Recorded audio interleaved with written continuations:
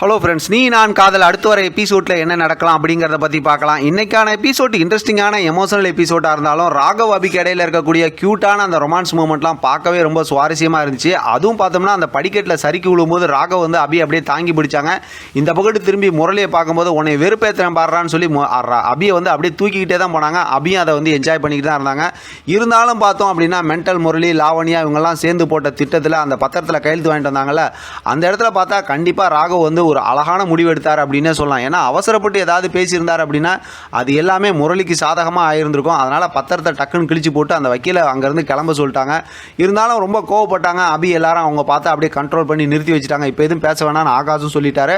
அதனால் பார்த்தா ராகவ் அங்கேருந்து அப்படியே போயிட்டாங்க. அதனால் இன்றைக்கான எபிசோட் ரொம்பவுமே சுவாரஸ்யமாக இருந்தாலும் இப்போ மென்டல் முரளி வந்து அடுத்தடுத்து திட்டம் போட்டுக்கிட்டே இருக்கிறாங்க. அப்படிங்கிறனால அபி வந்து இப்போ ரொம்பவுமே கோவமாயிட்டாங்க. அதை கண்டுபிடிக்கிறதுக்காக ஏதோ ட்ரை பண்ணுறாங்க அப்படிங்கிறது நமக்கு நல்லாவே புரிஞ்சு போச்சு. ஏன்னு பார்த்தா இன்றைக்கான எபிசோட் லாஸ்ட்டில் பார்த்தோம்னா சூப்பராக ஒரு ப்ரொமோ காட்டியிருக்காங்க. அந்த ப்ரொமோவில் பார்த்தோம்னா இவங்களா ஆள் செட்டப் பண்ணாங்களா இல்லை வேறு ஏதாவது ஒரு பிரச்சனை, அதாவது உன் சம்மந்தமாக இருக்கிற ஆதாரம்லாம் என்கிட்ட இருக்குது, அது உனக்கு வேணும்னா நீ வந்து பணத்தை கொடுத்துட்டு அதெல்லாம் வாங்கிட்டு போ அப்படிங்கிற மாதிரி ஒரு படத்தில் இருக்க வில்லன் ரேஞ்சுக்கு வந்து அபியும் சரி அணுவும் எல்லாம் ஏற்பாடு பண்ணி உள்ள யதார்த்தத்தை சொல்லி ஒரு ஆளை ஏற்பாடு பண்ணி அவங்க பார்த்தா அந்த மங்கி கேப்லாம் போட்டிருக்காங்க. முன்னாடி பார்த்தா ஒரு பட்டன் கேமரா ஒன்று வச்சுருக்காங்க.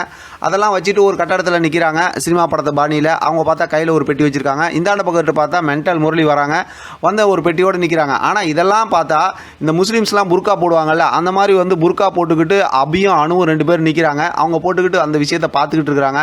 ஆனால் ராகவ் கிட்ட வந்து அதாவது அபியும் அணுவும் என்ன சொல்லியிருக்காங்கன்னா, முரளிக்கிட்ட வந்து எனக்கு பழசெல்லாம் மறந்து போகல, அந்த மாதிரிலாம் மெமரி லாஸ்லாம் இல்லைங்கிற விஷயத்தை ஆதாரமாக வாங்கணும், அதான் வீடியோவை பேசுகிறதா வாங்கணும் அப்படிங்கிற மாதிரி சொல்லியிருக்கிறதுனால அதை கண்டிப்பாக முரளி பேசுகிறதுக்கு வாய்ப்பே இல்லை. ஏன்னா அந்த மாதிரி ஒரு விஷயத்தை சொல்கிறாங்க அப்படின்னாவே சுதாரிச்சிருவாங்க. அதனால் இந்த பிளான் வந்து கண்டிப்பாக சொதப்பலாக தான் முடியும். ஆனால் இவ்வளோ பெரிய முயற்சி செய்கிறாங்கன்னா ஏதாவது ஒரு ஹிண்ட்டு கிடைக்காம இருக்காது. அதனால் இதில் ஏதோ ஒரு முக்கியமான ஒரு ஹிண்ட்டு கிடைக்க போது அடுத்த கட்டத்துக்கு ஸ்டோரியை கொஞ்சம் மூவ் பண்ணுறாங்க அப்படின்னே சொல்லலாம். எது எப்படி பார்த்தாலும் இன்றைக்கான எபிசோடில் மென்டல் முரளி சொன்ன விஷயம் வந்து உண்மையிலுமே பதட்டமாக தான் இருந்துச்சு. ஏன்னா தெலுங்கு வெர்ஷன்லேருந்து தமிழில் ஸ்டோரியை டிஃப்ரெண்ட்டாக இன்ட்ரெஸ்டிங்காக கொண்டு போனாலும் இப்போ முரளி என்ன சொல்கிறாங்கன்னா, நான் இந்த மாதிரி கொஞ்சம் கொஞ்சமாக டார்ச்சர் பண்ணி அஞ்சலியை வந்து உங்களுக்கு எதிராக மாற்றி அதுக்கப்புறம் நீங்கள் உண்மையை வந்து சொன்னாலுமே அதை அவங்க நம்பாத மாதிரி நான் பண்ணிடுவேன் அப்படின்னு சொல்கிறத வச்சு பார்க்கும்போது அப்போ ஒருவேளை அப்படி தான் ஸ்டோரியை கொண்டு போவாங்களோ அப்படிங்கிற மாதிரி யோசிக்க தோணுது. எது எப்படி பார்த்தாலும் நாளைக்கான எபிசோடு கொஞ்சம் சுவாரஸ்யமாக இருக்கும் அப்படிங்கிறத, இன்னும் கொஞ்சம் சுவாரஸ்யமாக இருக்குங்கிறதுல டவுட்டே இல்லை. வெயிட் பண்ணி பார்க்கலாம் என்ன நடக்குதுன்னு. இதை பற்றின உங்களோட கருத்து கமெண்ட் பாக்ஸில் தெரியப்படுத்துங்க. தொடர்ந்து ஆதரவு கொடுங்க. தேங்க்யூ ஃபார் வாட்சிங்.